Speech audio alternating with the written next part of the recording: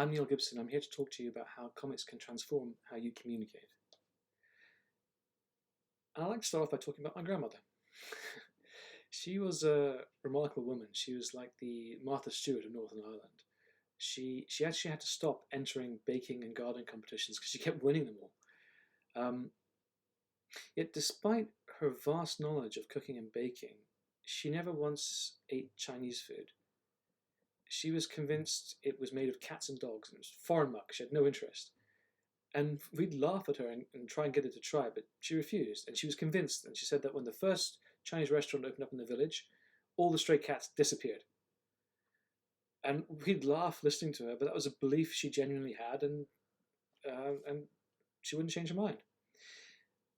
And when it comes to comics, I find some people have, in my view, a misguided belief. A lot of people think comics are just for kids, especially in the UK. And I thought that too. We weren't allowed comics when I was at school. At 9 years, I went to new school. I was 9 years old, and they were banned there because it considered it rotted your brain. So I didn't read them till I was 14. And I saw someone had a copy of the Beano, and I picked it up, and it was awful in my opinion. So I thought, I'm going out of comics. And then in my 20s, I was living abroad, and I read a good one, and I couldn't believe how much it made me think. The visual metaphors, the visual puns, the complexity of the characters and the storyline, the dialogue and the world that was created and told visually in a stunning way. I thought it was a work of art, and it opened my mind to it. I never considered that. And then I became a big fan of comics, and as you can see, and I remember I flew back to London. I met a friend in a restaurant, and she was a bit late, so I was reading a comic, and she was surprised to find me reading that and said, "You can't keep reading comics forever." And I found that very, very odd. I understand it because I had a prejudice against it, but you don't see people saying you can't keep reading books forever, or you can't keep going to the theatre forever, or you can't keep watching films forever. People don't say that, but they do say that about comics. They consider comics infantile.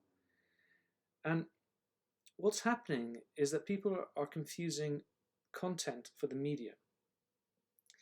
For example, you have Sesame Street and Peppa Pig, but you also have Game of Thrones and Newsnight and Panorama. You have pantomimes and children's plays. You also have Shakespeare, the next West End big production. I don't think a medium can be childish, but I grant you that a lot of stuff in comics is. A lot of it is rubbish. But then I think a lot of things in every medium is rubbish. I'm sure you've all read a bad book or seen some terrible daytime TV or a badly acted play, for example. But the thing with all mediums is that they all have their own advantages. And I'd like to tell you a few of the advantages of comics. And I'd like to start with pacing. Can you remember being in a maths class where the teacher is going a bit too quickly and you can't process everything that's going on? Because for her, it's so simple. These are the basic steps, and so she'll run through one quickly, or even just skip one entirely because it's so obvious. And for some of the other students, it may be as well. But maybe for you, it's going a bit too fast. Or maybe it's just going too slow. All the steps are going, it's so slow. Come on, I don't need all this. People go at different paces. Now, with someone speaking in real life or with a film or TV, especially TV and film, you're at the director's mercy. It's where it's been edited, that's the speed it goes at. However, with a book, and with comics, you get to go at your own pace. You can spend as long as you like to absorb the information or skip through it quickly if you've got it. And with comics, you have the added benefit of the pictures, because pictures really say 1,000 words. With one image, you can see a character's body language, their emotions on their face. You can, with the colouring, you can see the tone of what's going on there. And you can also read what they're saying. I'm going to show you now 4 images. And in a split second, you'll see 3 things in each image. You'll know what it is, actually, the image you're looking at. You're going to see a face or a body, and you're also going to see an emotion. Okay, so here they are. Okay, so first of all, you saw the sink, and then you saw the toothbrush holder, and the bag, and then the clouds. You also saw a face in the first 3, and the body in the clouds. And look at the sink, it looks slightly worried. Below that, you have the bag, which is almost smug, really. And then you have this happy, smiley toothbrush holder. and then you have the body, and that could be like superhero about to crush someone with their powers, or it could be somebody who's been crucified. It's a bit ambiguous, but you can see something's there. And why do I mention this? Is because with no effort, you instantly made sense of those pictures. You see, so all of that having to even think. Our brains are hardwired to visualization. I'd like to ask you a question about that now. And do try and come up with an answer before I give it to you. I want you to think about it, because by doing that, you'd be surprised and learn more. What percentage of neurons in the brain cortex do you think is devoted towards hearing? It's 0.5%, 10%? It's 3%. What about touch? More or less than hearing. Think about all the music people listen to. It's 8%. About vision. 30%. 10 times more than hearing. Vision dominates the other senses. Even your retina itself is an outcrop of the human brain. We are hardwired to understand images more than text. But it's not just the comprehension, understanding what you're seeing, and being effortless. It's also the retention, and this is really important. Several universities, including the University of Oklahoma or the University of Sheffield, have done studies on the effectiveness of comic books versus standard textbooks. Not surprisingly, most people prefer reading information in graphic novel format, roughly 80%. But importantly, it's not just the preference or ease. The recall when you read graphic novels is significantly higher. They've done tests with CAT scans and MRIs where people are watching a film, or reading a book, reading a comic, and with comics, the blood flow is the highest. So your memory retention is higher because you're processing the text and also the visuals at the same time. Pictorial superiority effect. If I present information to you orally, on average, people remember about 10% of it 72 hours after the fact. But if you add in a picture as you're talking, recall soars to 65%. Now that bears repeating. Adding a picture to what you're saying means your people's recall goes up 6 times, 6-fold the difference. That's extraordinary difference. So I'm now going to show you different ways to communicate. Here's a simple Excel spreadsheet. There's 3 different regions and the production over 4 quarters. Some people will understand what this means instantly, but from the vast majority, once you add a chart, you can see the trends much more easily. You say, okay, red is rising, the other 2 are declining. And manager of region 1 will think, oh, I need to take action. Okay, that should be obvious that people find it easier to see charts rather than the actual just numbers. But what's important is when you add the chart and you show them that, people remember what your message was after the fact. So comics are not only easier for people to understand, but it's also important they'll remember more afterwards. So if you're trying to communicate something important, I highly suggest using comics. So how can you do that if you're trying to learn that? Well, I'm sure you're familiar with the Doppler effect. That's when a car goes past you and its pitch rises as it approaches and falls when it goes away. It goes, as the car goes past you. Well, stars act like that as well with light. So astronomers know how far away stars are, because if it's moving away to you or towards you, it shifts in the light spectrum towards either the blue end or red end of the spectrum. But let's say you've got a physics exam. How are you going to remember which is which when you're under pressure? Is red closer or is red further away? I'm going to show you one image now, and you'll remember it for the rest of your life. You'll never forget this. Here we are. The red sun is setting over the blue sea, which is in front of you. So red means it's further away, blue is closer. That's it. No effort on your part. You'll remember that for the rest of your lives. Which is closer, which is further away.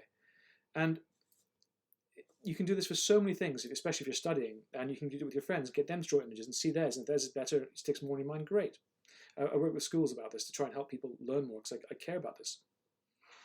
Now, primarily, I make comics for entertainment. That's what we do. But we also have worked with corporations if they want to do advertising or training manuals to teach people stuff. When we first started making them, we found something unexpected. The first project I did was a warehouse comic for an international company. They had a new warehousing system, and they wanted to teach people how to use the new system. And we drew in the president and the vice president, and they'd be arguing with each other and making jokes and explaining the system and showing how it worked. And yes, they were happy with how they taught the employees how to use it. But the reason they were really happy is because everyone read it. They were used to sending out training manuals or various things, and people wouldn't read them in their emails. They're too busy. This, when it was printed, was shared with many people. Because it was different, it was funny, and it was something that wasn't just dry text. And whenever you want to teach anyone anything, what you really care about is results at the end. Did it make a difference? And I'd like to show you Kilpatrick's model for sequential learning, if I may. And I'd like to start this at the bottom, going backwards. What you care about when you teach someone something is results. Did it make a difference? It's only going to make a difference if they use what you taught them. They're only going to use what you taught them if they learn what you taught them. And they're much more likely to learn it if they like it. So comics, well, they're fun. They're not an intimidating block of text. People prefer reading them to training manuals. And memory retention is higher, and they're quick to read. You can learn more faster. And do they use it? Depends on the situation, but they're more likely to be shared by others because it's something different and it's fun. It does depend on the situation, because it goes back to content again. If you make a manual and it's no good, it's not going to have the results you want. But you're never going to know unless you try. And comics are being used in many different ways now. Not just training. Even Google used it to teach people about the Chrome browser when that launched. They used comics to teach people. There's universities in Japan and in Bangalore, India, which teaches medicine using comic books because they found it to be very effective in the sheer number of things people have to learn. And in South Africa, they're even using comics as a legal document. Let me show you this. Here, you can see on the top right-hand side, someone picking in the calendar 3 weeks, that's your probation period. Okay, picking fruit. Then, on the left-hand side, if you don't meet the quota, you go home. On the right-hand side, you go above the minimum quota for that time period. Welcome to the team. This is the contract. Sign here. This demonstrates the versatility of comics, and clear communication is critical in the modern digital reality. Not all adults can formulate their thoughts precisely, and I work with an Israeli company to develop a course for children, teaching them to develop better storytelling skills from a young age with the use of comics. So I do implore you to try making comics to get your point across. But it's not just making comics that's important. You can consume comics to learn better. And the range of comic content is enormous. Mouse was the first comic to win a Pulitzer Prize. It's a fantastic story about the Holocaust and frames it in a very moving yet digestible way. I learned the theory of relativity by my roommate at university studying physics. He had this introducing Einstein comic, and it's fascinating. I still remember theory of relativity to this day because of that comic. You can also learn about the economy, or I learned personal journeys about what it's really like in North Korea or in Palestine through use of comics. And a Japanese friend of mine, she read some of the classics of English literature from Shakespeare and Jane Austen, so that when she moved to London, she could go to business meetings or dinner parties and talk about British culture in a knowledgeable way without having to spend the time to properly consume it in its original format. It may not be the best way to experience the art, but it depends on what your objectives are. So I'm going to leave you with this. Not everyone is visually orientated. Some people are kinesthetic, some people are auditory. Ed Catmull of Pixar fame is famous for not being able to read poetry. But then he tried audiobooks and he became addicted. He loves poetry, but he can only hear it. He can't read it. Comics isn't the best medium for everyone, but for the vast majority of people, it is the best way to learn. It really is.